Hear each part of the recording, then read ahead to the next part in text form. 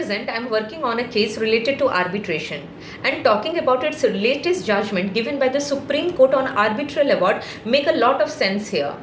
Title is Balaswamy case. What is this case and why this is so much in spotlight? This case was also before the Constitution bench, and in my earlier video I have clearly mentioned that if any case is before the Constitution bench, just understand the case is big and it's going to change India's laws and rights. This case revolves around arbitration, and to understand this matter, first we need to understand it with a situation, what arbitration is and the legal provisions that are used in this case. Taking scenario where you as an employee had a conflict or dispute with your employer related to salary, employment benefits, or say you are a victim of sexual harassment. And in the employment contract, it is clearly mentioned that the dispute or the conflict must be resolved through arbitration.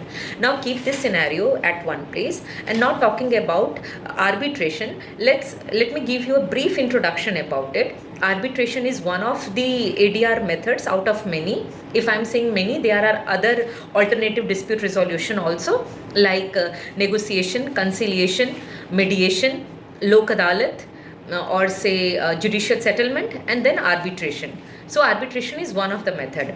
In arbitration, both the parties or either of the parties appoint an arbitrator. An arbitrator listen both sides and pass an arbitral award. It is a law binding, and the nature of the arbitral award is similar to any court's decree. Now coming to the legal provisions. 4 legal provisions of this case in Arbitration and Conciliation Act 1996 is very much important. That is Section 5, 33, 34 and 37. Section 5 says that court cannot interfere in arbitration. Section 33 says that court can fix obvious errors. Court or tribunals can fix obvious errors like typos or miscalculation, but within a limited period, that is 30 days of the order. Now, Section 34, one of the important section of this case, court can only interfere in the arbitral award on specific grounds like public policy, invalid agreement, or no fair hearing on this matter, or there is biasness with the arbitrator. On this ground, court can interfere. But court has only 2 remedies to give.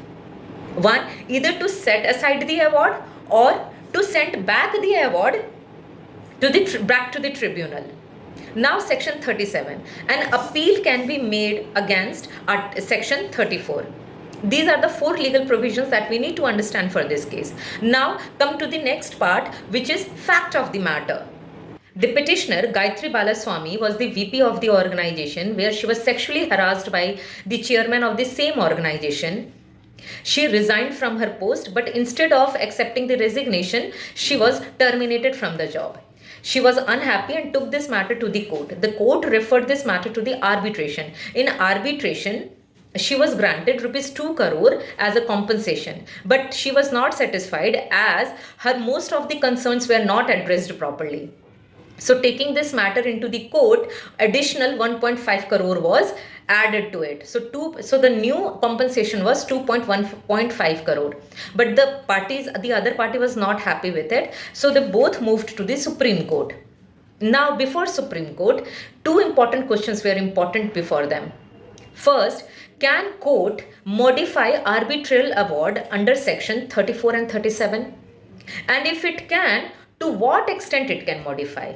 So this was the important questions before the 5 constitution bench. To give this judgment, 5 judge bench sat and 4:1 opinion was given and said that yes, court can modify arbitral award under specific conditions.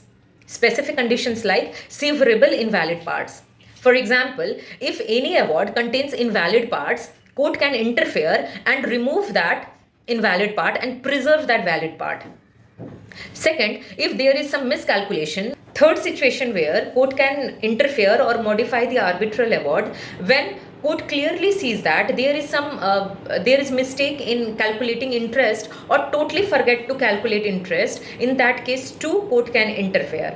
And finally, Article 142, where Supreme Court has the power to do under Article 142 of Indian Constitution to do complete justice. So now why this case is important?